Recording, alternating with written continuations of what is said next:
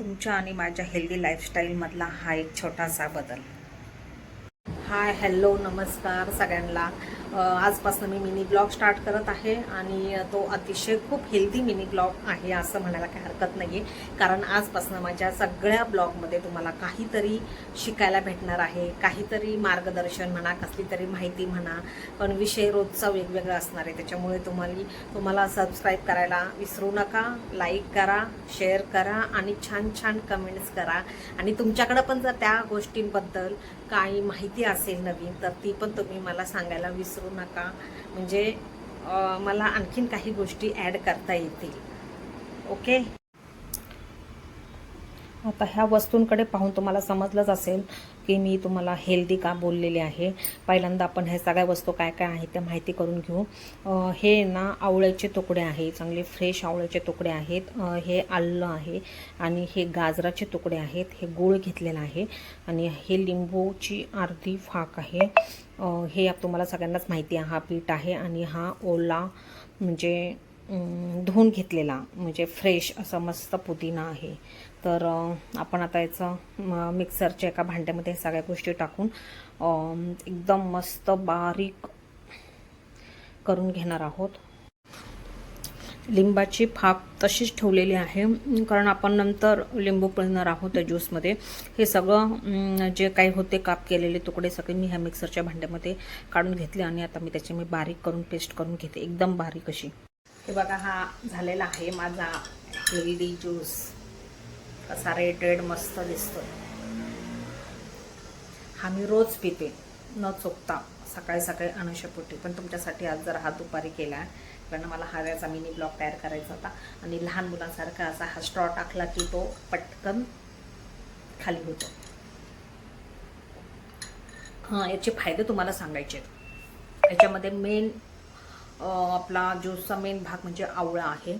आवळ्यामध्ये C vitamin असतं, त्याच्यामुळे रोगप्रतिकार क्षमता जास्त असते. त्वचेसाठी आणि केसांसाठी एकदम उपयुक्त. आणि बीट पण आहे. बीट असल्यामुळे काय होतं, त्याच्यामध्ये आयर्न आहे, तर रक्ताभिसरण सुधारण्यासाठी मदत होते आणि हिमोग्लोबिन वाढायला तर खूपच मदत होते.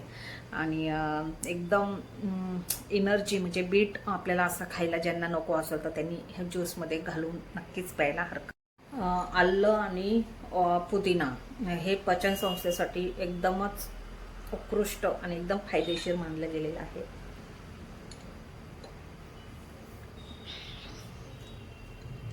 एकदम मस्त आहे.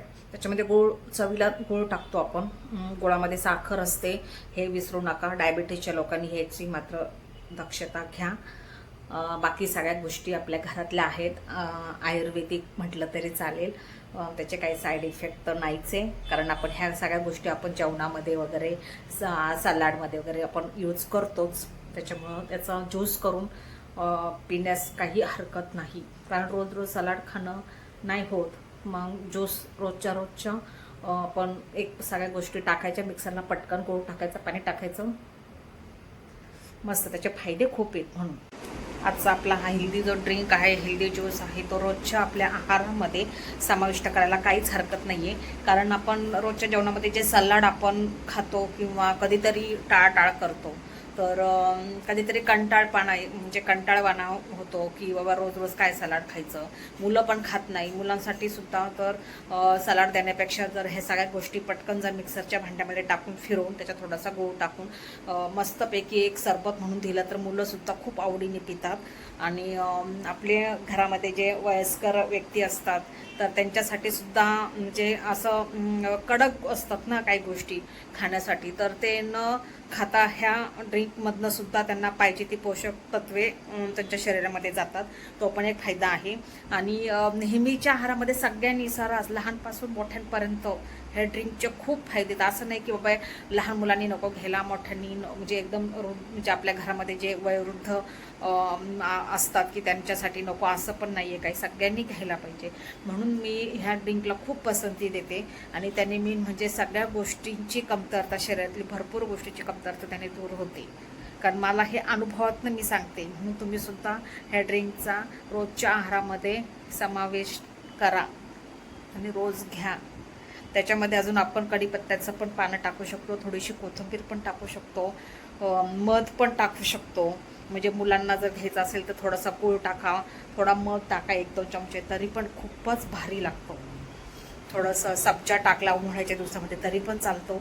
असा हा एनर्जी ड्रिंक आहे. तुम्हाला हे त्याचे फायदे कसे वाटले ते सांगा आणि लाईक करा, सबस्क्राईब करा आणि शेअर करा आणि नेक्स्ट ब्लॉगसाठी माझी वाट बघा.